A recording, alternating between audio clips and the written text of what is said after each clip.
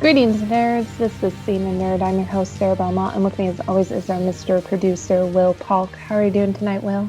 Doing very well, Sarah. How you doing? Doing good. I just rewatched two reactions to the Black Widow trailer. Ooh, and what is your reaction to the Black Widow trailer? I can't get that music, that score out of my head. In a good way or bad way? In a good way. I mean, I Yeah, really like it. yeah. It is it is definitely its own identity, which I Mm-hmm. appreciate. Mm-hmm. But it's also not as out there as, say, Wonder Woman's score, where everyone now associates that sound with Wonder Woman, and Yeah, they should be, but it's almost too much. And but I've noticed a trend where female superheroes get a lot of really good scores. I remember liking Captain Marvel's score a lot because it had that alien element, and yeah, this has a very action, Mission Impossible, Born Identity, Bond type feel to it, but also um, it's almost elevated. I don't know. I really like the trailer. Let's be yeah, honest. It's a yeah. good trailer. It is a good trailer. It is a good trailer, and we've come to expect very solid trailers from the MCU, and this one definitely falls into that as well. You mentioned the score, and I watched the trailer again this evening before we recorded, and it is a very memorable score for a trailer, and really helps set the tone for this movie, especially folks.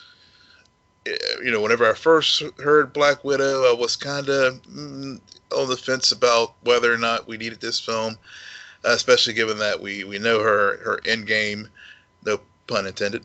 But it definitely has gotten me more interested. Before I was like, yeah, I'll go see it because I'm a completist and all. But now I'm actually looking forward to seeing the film. Yeah. I Comic Con really changed my sentiment about this film when Kevin Feige says that this will be necessary for the next phase, and there's a reason why they're having it lead off the next phase, even though it is set during this space between Infinity War and Civil War. Um, but there's a purpose, and I just have to have trust in that. And they sold just the movie alone with that trailer. Florence Pugh, I'm really looking forward to seeing, because she's starting to be in everything I watch right now, Mm-hmm. and she's on the rise, and I like that. And Scarlett Johansson is just continuing to ride this wave of ultra, like, fandom and a celebrity who can do all genres, and I think that's very cool. So I'm good. There's a lot of trailers that keep dropping. I Yeah, mean, Mulan or James Bond trailer dropped with Rami Malek. yeah. I like that I'm trailer. I'm not a Bond person. It's a good trailer. Yeah. I am still not a Bond person, and I there are parts I mean, I like Rami Malek playing the bad guy, Mm-hmm. and he had some good lines, but does this look like, how do I say this? When I was watching the trailer, I was like, check, check, Yeah. check, check. Okay. Formulaic. It just, Bond is never going to be my thing. It's And not. no Yeah. matter how good the trailer can be, I'm always going to see it's never going to work for me. So you can have your fun with that one, Will. Uh, I agree with you 100% as far as checking the boxes. What I liked about the trailer, it was just reminded me why Daniel Craig has become probably my favorite Bond. It's the physicality of his characterization of and portrayal of Bond.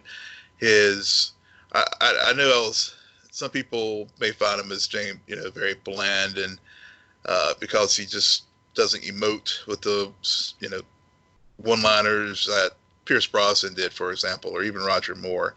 but I think for these times, Bond is always the whenever you look at those films, they're really like time machines because they do capture the moment and the mood of the period that they were filmed in. And so I think Daniel Craig definitely captures these times as far as Bond. I liked Rami. I thought he did have definitely is going to have some presence as a villain. We know he can pretty much do just about anything now as far as his range as an actor. And and the other piece that I really loved about it, honestly, was 006. Yes. That was the thing that I was like, yes, this is carrying this film, modernizing it, and we may have opened the door for finally a female James Bond or a female agent who has a license to kill. So hopefully this was the introduction for future films for this character. Where she almost picks up the torch after this final Daniel Craig send-off performance and send-off movie. And what I want to say is, this is what scares me, though. Because she was featured, but she also, it still felt implanted among everything else that we know Bond to be. Yeah. And so in a way, it's like two different movies where I kind of wish they had just focused on editing a trailer and really selling the 007 and the 006 dynamic and saying, no, this is what you're going to get. This is going to be a team up and it's going to have, and then wait for the second trailer to introduce Rami or to say, no, this is a genuine Bond film. And so now it kind of worries that I'm starting to think about, I wonder how much she's actually going to be in the movie, because are they holding back on purpose? Because she's only going to show up and they can't show you everything in the trailer. I don't know, but I'm right there with you. The scenes where she comes in, I suddenly felt like I was watching a different movie, you know? Yeah. And I was excited for that movie. And then it would circle back into the cliche Bond-isms. And I was like, whoa, okay. I'm not. And the trailer just went on and on and on. And I'm like, okay, I've seen the movie. Yeah. You have. I mean, it's like I said, it's not earth shattering. It is definitely paint by numbers as far as Bond and that genre, but like I said, that was the thing that stood out for me in this particular trailer. So I'm excited to see it. But I'm a Bond. I like Bond films, but this definitely ticks it beyond Rami being in it. This also makes me want to go see the film. And maybe I'm being critical because I've also seen the Mulan trailer, the second Mulan trailer, and a lot of us remember the first trailer where it was a very well done teaser. Yeah. And it also kind of made you question what they were doing, if they were going to go off book, because we know the animated film and we know certain beats, we know the songs, we know the character, we know the story. And that teaser trailer had elements, but it also felt like you were going to get a new version, a more realistic, authentic version.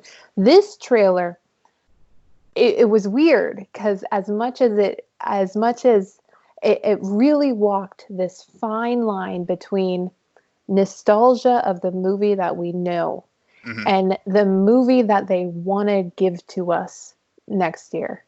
And I loved it.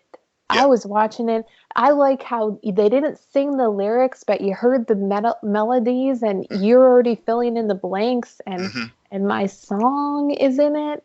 And it just a very well done trailer. And that's what maybe my criticism of the Bond trailer, that's maybe where it's coming from. Fair enough. I mean, that Mulan trailer, it caught me by surprise that it dropped today. And I loved it. I mean, just visually, the song, Reflection, it just reminded me why I love the teaser, and just the colors and the story. It's just, it was just a just awesome trailer. And we've had, 2 feature film trailers drop this week. We also had the Crisis trailer for at least television drop. We've had some Star Wars teasers, but I mean, this one just sold it. I mean, to me, this was the standout trailer for the week, and for all the reasons what you mentioned, and I'm looking forward to March to be able to go see this film. This is probably the first version of these Disney remakes that I'm actually going to go see in theater. Because honestly, now that I think about it, I haven't seen a single one in theaters. I saw Lion King in theater, and it was good. I mean, Jon Favreau killed it. Yeah, I was pleasantly surprised. I was going in thinking that, it's just going to be weird and whatnot, and that's just not going to work. It's just a cash grab. But it really, really worked very, very well. And I think this one is going to exceed Lion King. Oh, yeah. China. They have a target audience right there. And China tends to, if you can break China records, then you're going to dominate. Who knows? This could pass Endgame. Yeah. I don't know. Let's not get crazy. I'm just saying, Disney is really playing the market well right now. Yeah, but mark it down, December 5th, 2019. That if it breaks Endgame, we have it on tape. We have it on tape, and it was Sarah's theory, so we know it's not going to happen. You have one more trailer listed on this rundown, Serve, that we will not talk about because I have not seen it, and I want to watch it without your high expectations. I'll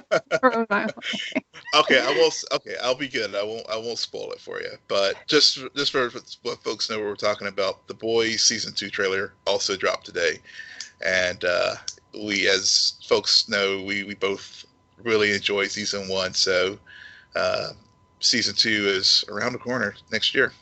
Yeah. I don't know what's dropping more, trailers or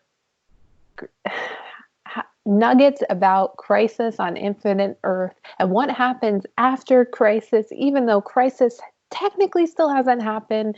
Dear Lord, are we going to get there? Because I know it's next week, but Jesus, I feel like this is the longest marathon ever. And this is why you shouldn't tease things a year in advance. I know.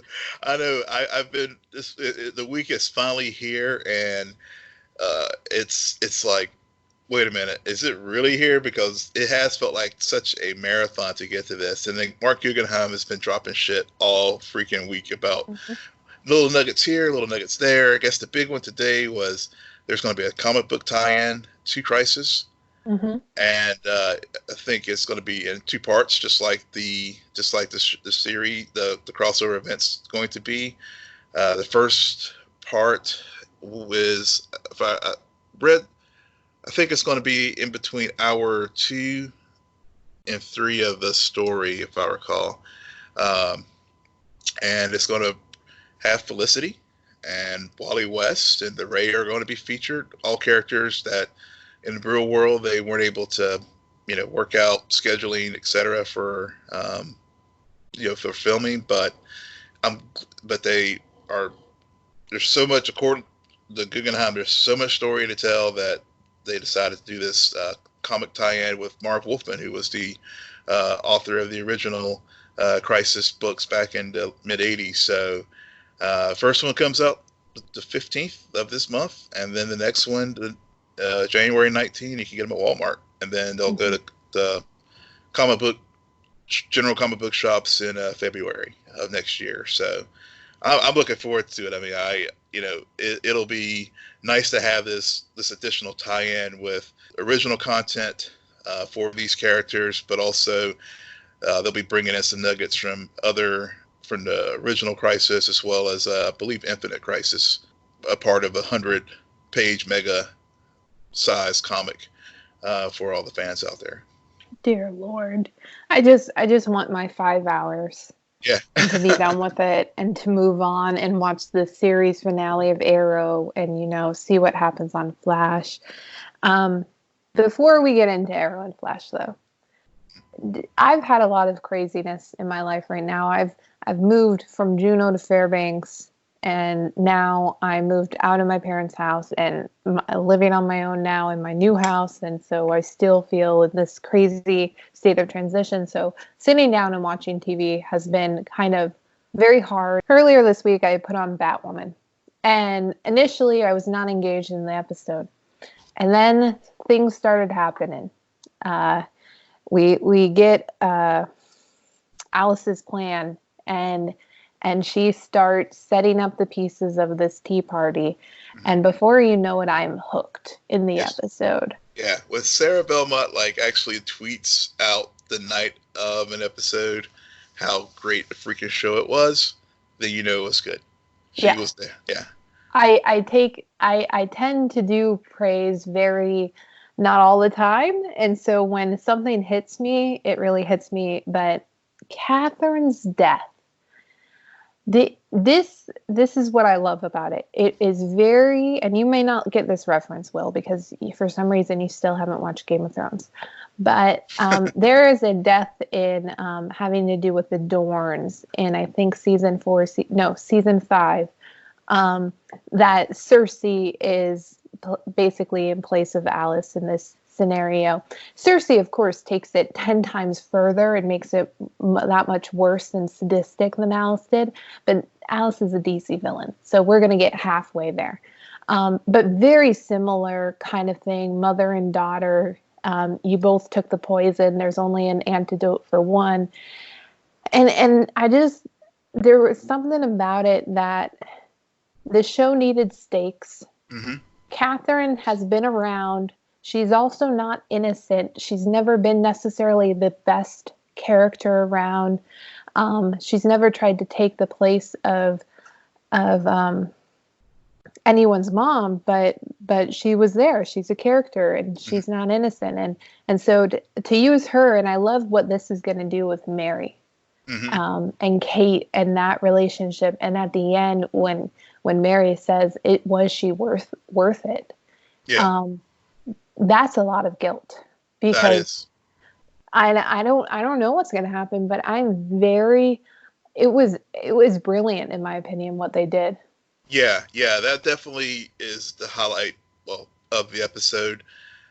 I was, as you know, I was not a big fan of Mary as a character, but this death of Catherine and now looking back, I'm glad that at the time I was annoyed by it, but I'm glad they set things up the way they did, because by doing that, and how Mary wanted to be accepted by Kate and have this bond, and doing all the goofy things and whatnot, that whenever Catherine died, and then they have the moment where Mary turns to Kate and says, "Was this all worth it?"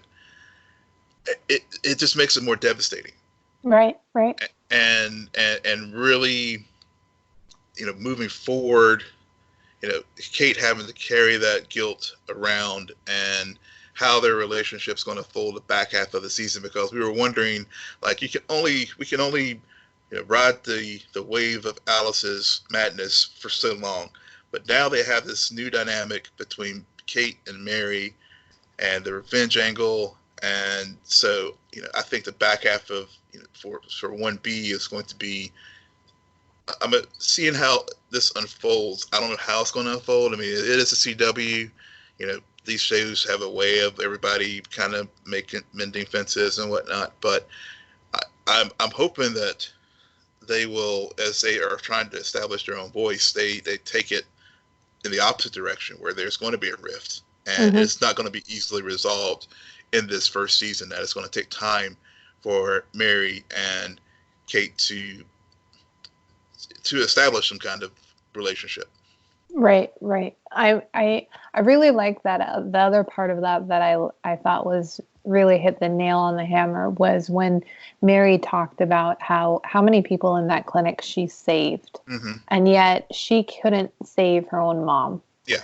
And so part of it, she's blaming Alice, but she's also blaming herself, because she knows her mom sacrificed herself, and she's a doctor and she's supposed to save lives, and yet she couldn't do it. And there's a lot. I think I'm with you. There needs to be a rift. And just like how there was that rift between Kate and her dad, and by the end of this episode, because they set him up, Alice made this, Alice and Mouse totally pulled all of the strings, so he would get caught at the end of it, and make it seem like he was the one who poisoned Catherine and was the cause of her murder. And that also I thought was genius, because initially I was like, oh no, that's obviously Mouse posing, but it never occurred to me like, oh, they're going to set him up at the end of the episode. Yeah, it was one of those things too. I really liked the way they established that, and it was really at that moment whenever he was getting in the vehicle was where I realized, like, oh shit, they're setting Jacob Kane up, and they did and taking the real Jacob off the table for a while and having him locked up in Mouse's and Alice's old dungeon, again, was a very, very, very good movement. And this show each week continues to get better and better, and it's because of those types of moments. So that was very well played. I really liked it. I like how this is one of the few shows right now on the CW where crisis is looming, yet this episode was standout across the board for me. It had nothing to do with crisis. Exactly. And it's good. It's good. Other than I think, and that's, and even though I took it all, it really didn't have much to talk about Black Lightning this week. That's another thing I've liked about it as far as the CW superhero shows is, it's just been doing its own thing, and Crisis is not even a whisper in that universe right now. So it's been nice actually to have these two shows deal with something other than Crisis, since Supergirl has been such a letdown. Yeah. I mean, Supergirl has been a letdown, but shout out to Melissa Benoist for her recent statement she made about being a survivor of domestic abuse, and definitely. Thoughts and prayers, and I'm glad she's communicated that and is using her platform. Good Lord only knows how scary that is for somebody to do, but that's what celebrities, every now and then, those are the stories that need to be told from their perspectives, that gets the ball rolling in other areas and other movements. So Supergirl can be a letdown, but I blame the writers, not necessarily Melissa, for that. Definitely not. In other news, Arrow. Okay, Arrow was fine this week. They went back to Lian Yu. A lot of ghosts and a lot of haunting, and it felt like Barry and Oliver switched places this week, where a few weeks ago when the seasons first started, I was complaining because every Flash episode was about Barry learning to accept his fate and basically getting everyone else around him to accept his fate. And this week that was Arrow in a nutshell. It was this very weirdly intimate scene between Diggle and Oliver, which I was just so melodramatic, and I get it, but I also am, I don't know, I'm kind of just like, let's get popcorn, let's kill this guy and move on, and I want to know how this all comes together, because it's also interesting how that little piece about the stone, that the timeline we know, right, Will? Right. Felicity gives that to Will. Will uses it years later to go back to Lian Yu to find Roy, and that was last season. Now I feel like the timeline has gotten a bit jumbled up. It has in two ways. I mean, because remember, when we encountered Roy last season, and whenever he was only in U, and they fast forward to 2040, he had both arms. Mm-hmm. Mm-hmm. Now they brought a little piece of canon into just TV show with Roy losing his arm. A little bit different circumstance than what happened in the comics, but again, they brought those elements in, and also like you pointed out, the stone changing as far as the narrative with that. So I think it was I think the shifting of the timeline was another way of showing the evolution and how time is still fluid in this universe, even though some things are predestined, like the crisis. Other pieces of the timeline is to bring back last season from the Flash, time is malleable. So, Mm-hmm. and I think that was part of it. I did want to disagree with you though about Oliver and Diggle's scene. I actually loved it. You would. I would. I did. It was. I've really liked overall. I've really liked this season of Arrow. If there's a way for a show to go off on its own terms, this is how you do it. They chose to end things and are able to, and they're putting nice bows on each part of their story and the evolution of Oliver's as a character. Mm-hmm. and so so it was very fitting for them to end this part of the journey back at Lee and you. Mm-hmm. And for him to have that, and you're right, they did sort of flip things where the first part of 6A for the Flash has been Barry training everybody to get ready, and then now the last couple episodes is Barry's accepted his fate.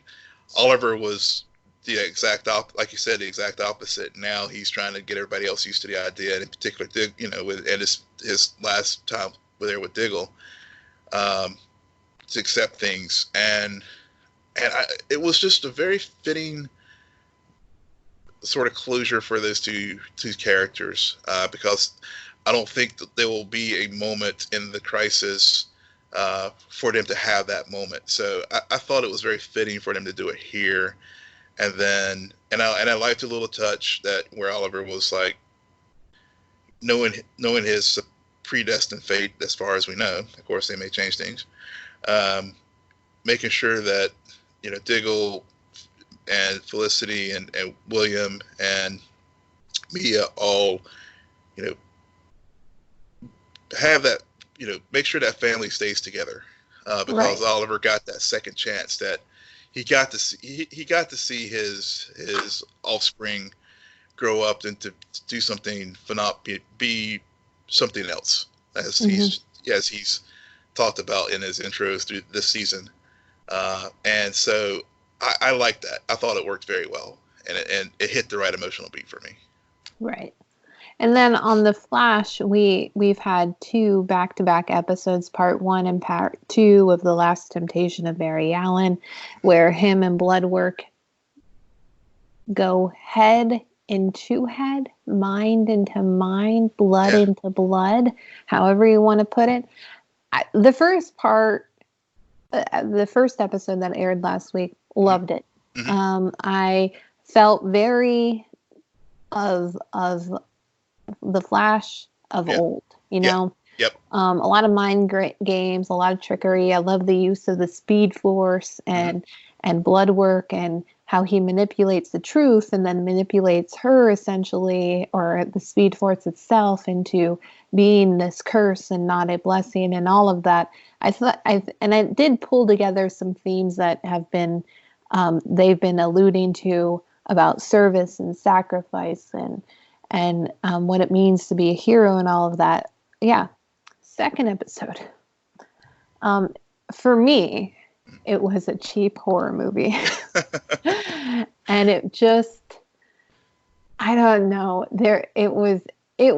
I was personally, I was out of the episode the whole time. Mm-hmm. And something that really stood out to me was the use of Killer Frost, or the not use. And I don't know, maybe it's because I saw a headline about criticizing how the Flash uses her and they made some promises leading into the season that some people are thinking that they're not fulfilling. And so I had that stuck in my mind. Mm-hmm. And so this episode, I was kind of like, oh, that's nice that all of a sudden we get Caitlin back just in time for Crisis. And I don't know. It just, the episode didn't work. I mean, it started to towards the end when Iris realizes that Barry is, he has his own plan. And so she gets to trust her husband, and everything worked out in the end. Yeah, I agree with you 100%. Last week's episode was vintage Flash. I got first season vibes from that. I think I haven't really, the last two episodes it has been real excellent work from Grant Gustin. I haven't felt like he has been this engaged as the Flash and as a presence as much as he's been these last couple episodes. I mean, I think overall the first half of the season it's been obviously it's much improved from what we've had the previous two, but it seemed it's taken a while for it to come together. So I thought Grant's work was great. The second part two, I liked the episode. I will freely admit I fast forwarded through the parts where Cecile and Camilla were being chased because I thought that it really didn't add anything. And again, it's just sort of I've complained about this before, where I think they just try to jam too much in such a large ensemble cast. Sometimes it's okay to not focus on some of the secondary characters as much.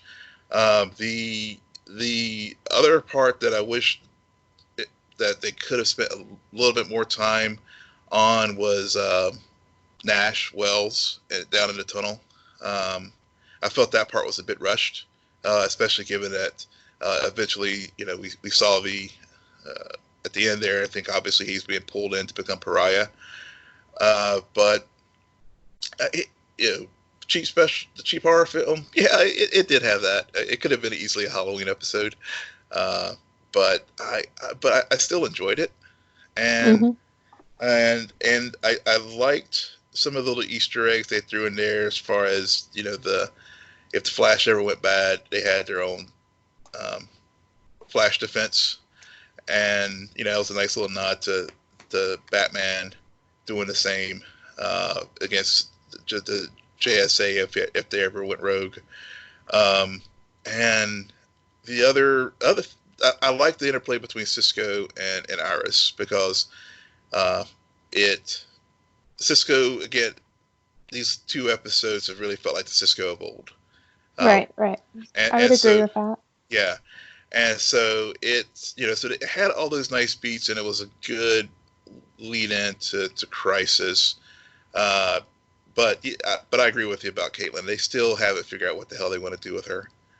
Right.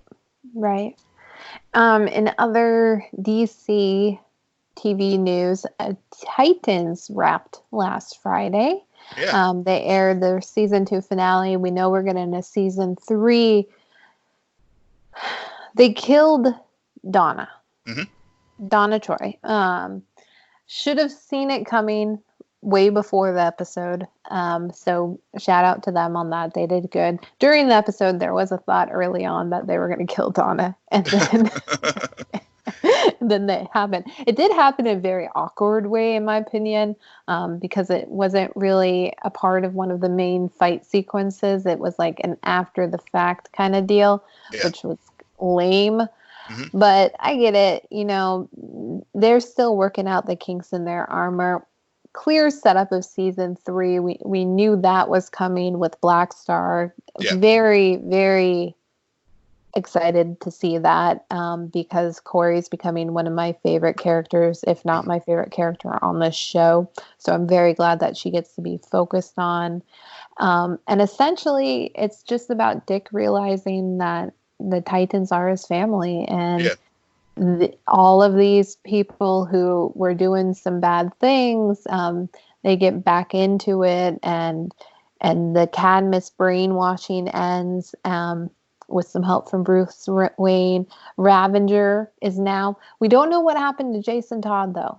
Yeah. You notice that?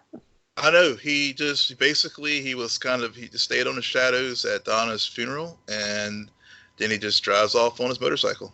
Yeah. So that's going to be a story thread about what happens with his character, or how he comes back, because he definitely has some ties. Ravenger now is a part of the team, along with Superboy, and most importantly, Crypto.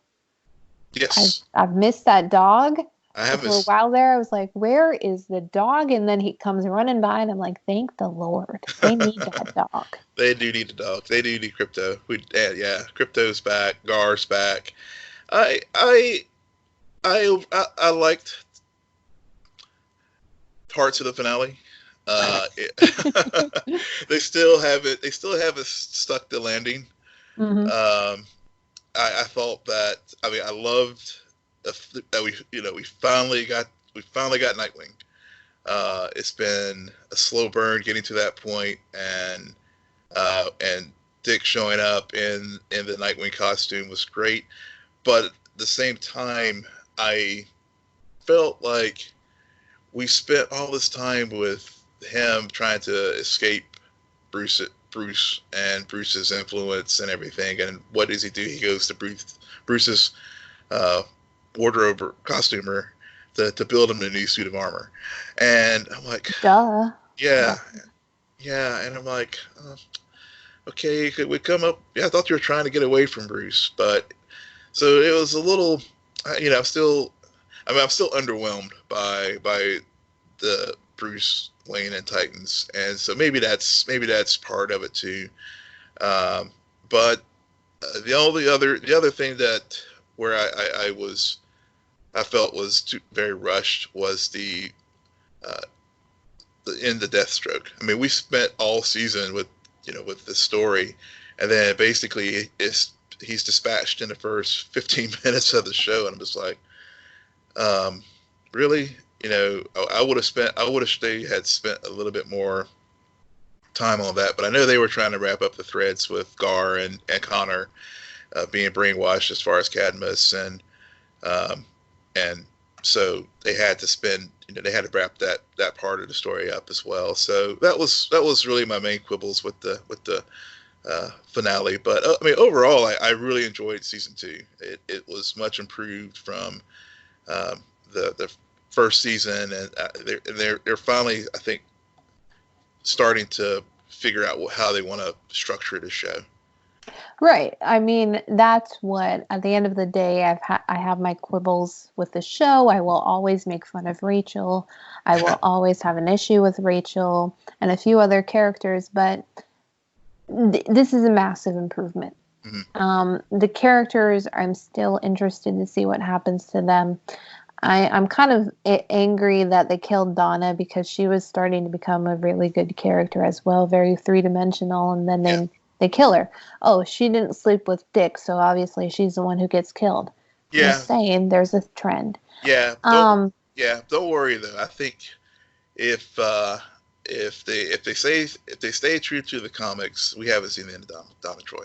Right. Well, there's that too, and then we'll get into a huge discussion about stakes. But essentially, because this was such a ginormous improvement on season 1, I can only imagine what season 3 will be, considering there are some kinks for them to work out. As long as they continue to do that and not say, oh, we've cracked the code, because no, you haven't, because you're exactly right. Killing Deathstroke the first 15 minutes of the season finale, and you're just like, what? Well, we should have known that was coming, considering they halfway through they introduced Connor, and then you go on this Cadmus detour, and you're juggling 2 massive storylines. But Yeah, I mean, it happened. Glad it got renewed, and glad we're sticking with the show. What else? Watchmen. Okay, I haven't watched this episode, and we were talking about it during the pre-show. I am not in the state of watching Watchmen right now. It is so dense, and I mentally and granted physically cannot take the density, and it really annoys me because this summer I really wish this was a summer TV show, because that's when there's nothing else on and you just want to read a really good book, and yet they wait until the fall where it has to, and it's not competing, because I've seen the numbers, I've seen the reports. Watchmen is killing it on ratings. Yeah. I get it. It's not that. It's just that with everything else going on, it's really hard to find time to sit down and really get into the show, for me at least. And that's just because, I mean, you know more than others about everything that's going on with me right now. Yeah. So it's just, I watched the last week's episode, but I also didn't really watch it.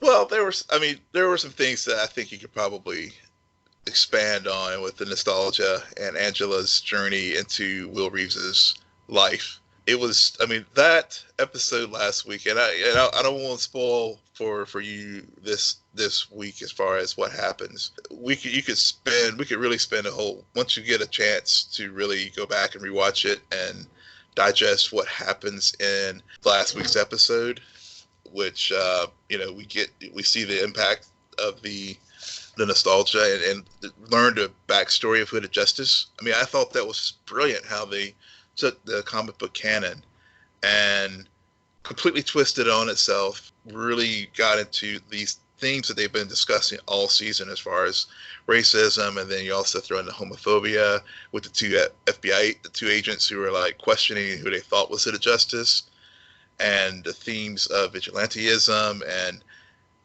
Will Reeves' wife telling him, hey, you're not going to get justice with a badge, but maybe with that hood. It was just such phenomenal, and I was like, it was one of those episodes after I finished watching, I couldn't get to bed because I was just, it was just so profound and just touched me in so many ways, and how the story that they told in that episode, and of course I had my Sarah Belmont director filter on when Angela was jumping out the window, and how Regina King just emoted so much in that sequence. So I know you're still digesting it and stuff and all, but I just really love that episode, and you're right, there is so much on right now. This show would have been I wish they would have put it on this summer, because I feel like it's doing obviously tremendous numbers and ratings, but I feel like now with the Mandalorian being out, it coming on at the same time, it's kind of getting, people are watching it and they're talking about it and it's buzzworthy, but but it still feels like kind of cultish, like, as well. Yeah. I think, thanks for bringing up Mandalorian, because I didn't realize, in this day of streaming, competing time slots, I don't have a sense of, because I stream everything. I'm always a day behind, or if they drop the same night, then I usually have my preference. But it's very interesting to compare Watchmen to Mandalorian, because with Watchmen, you have this very cult genre specific, huge ideas, huge concepts, and an hour long. Mandalorian, franchise driven, arguably cultish, but is Star Wars really a cult these days? I feel like everyone at least loves bits and pieces of Star Wars. It's very commercial. Yeah. And yet it's a half hour or 40 minutes. And some people complain, and I'm one of the complainers about that. But it's also interesting because with the half hour, it almost feels like it's not enough. and it's not really the competitive TV show that we wanted and thought we were going to get. Mm-hmm. Instead, I feel like we're getting chapters of a book Yeah. about the Yeah. Mandalorian. And the latest chapter I liked. I still prefer the one before better. I do too. But Baby Yoda is knocking it out of the park. Oh God. Yeah. His comedic timing, I mean, you can tell he's wise for his age because he just nails it every time. It's starting to grow on me in the sense of having your main character always in a mask, Mm-hmm. and but there's still something light about it, which right now it's much more digestible for me than Watchmen is, but I still crave some of the big ideas that Watchmen is going through. Like, arguably, see, episode 3 of Watchmen is one of my favorite episodes of TV this year. Yeah. I love that episode. Mm-hmm. And there isn't an episode of Mandalorian that I can say like, oh, this is good competition, like this is comparable, because it's very different. It's a very different show. It is a very different show. But I think you know, I think I'm glad we're having this discussion because it really does get to the you know, how fandom approaches things, because both of these shows, you know, Watchmen, you have people who are like so wedded to the comic book, and you know, it was like sacrilege as far as the things that they were doing. And now, you know, with what they did with Hooded Justice and really telling a grand story about, you know, how people deal with superheroes and the through lines of dealing with trauma and generational issues with things like racism and homophobia and other things like that. And it you know, so on a platform like a comic book show, and we've talked about this before with other shows like Cloak and Dagger that dealt with serious issues on a scale, but Watchmen takes it to like the next level. And then Mandalorian, which is a very, as you mentioned, you know, very commercial. I mean, it is. You're already seeing the merch coming out there as far as like Baby Yoda, but it is a different show, and it is touching on themes like this week's episode. You know, was a very familiar story. You know, you're always going to have with the Seven Samurai Western thing. You know, I've seen that many people talk about that, and it is that, you know, that is basically what this bottle episode of this week was. It was a very familiar episode, but I liked the touches that they've added to this character, because again, he is wearing a mask, and thinking about mask in the Watchmen, there's differing reasons for why these characters are masked. And like in the thing that stood out to me in the Mandalorian episode this week was, if he takes his mask off in the presence of others, then he has to leave the order. And, you know, so I was like, you know, that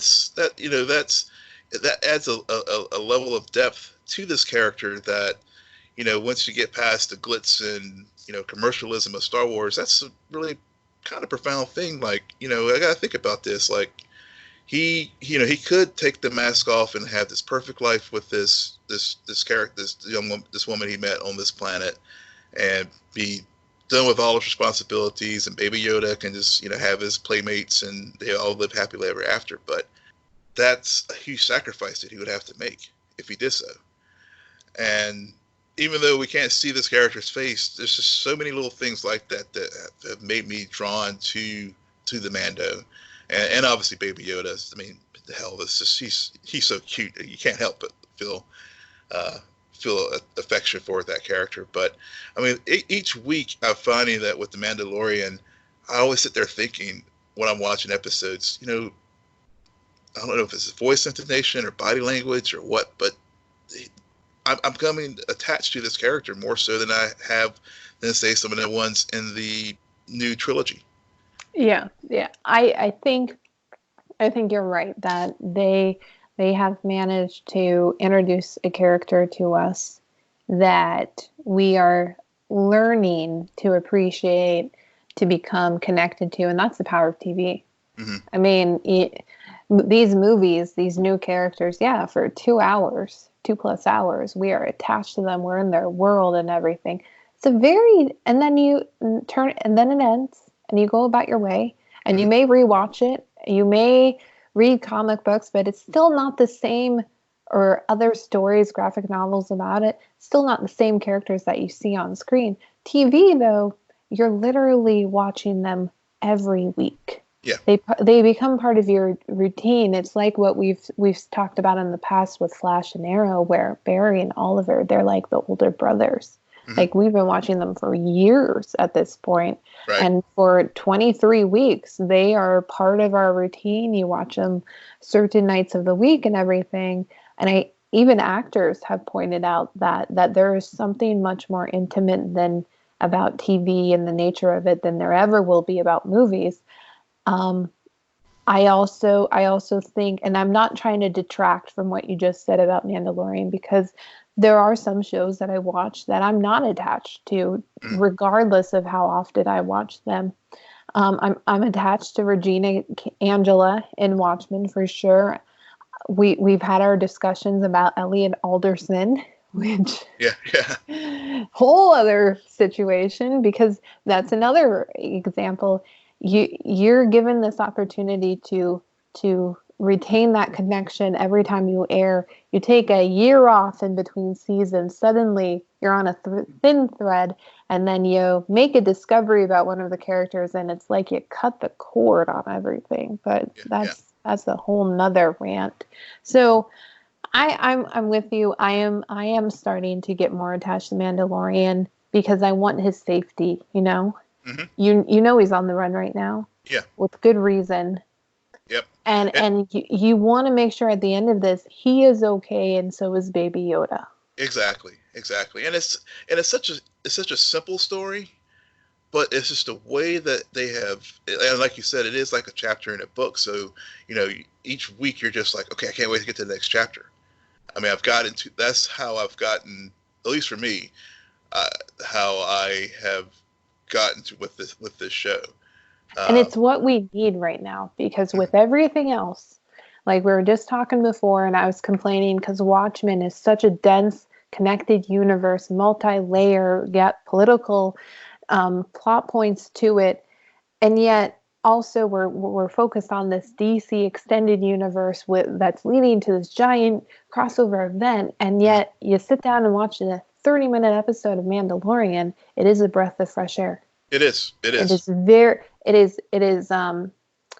timeout from all of the other white noise that is going on with TV right now. Yeah. And it's I just want my Baby Yoda plush toy. Mm-hmm. You would. All right. Well, I think that's it for us tonight. This has been a great conversation. Will, why don't you tell our listeners where they can find you? Yes, you can find me at Will M. Polk. That's WILLMPOLK. You can find me at SJ Belmont, SJBELMONT. Please follow our crew on Twitter at SNN Nerd. Friend us on Facebook. Follow us on Instagram. But most importantly, rate, subscribe, and comment on Apple Podcasts, SoundCloud, YouTube, and Spotify. Good night, Geek Out. You're welcome.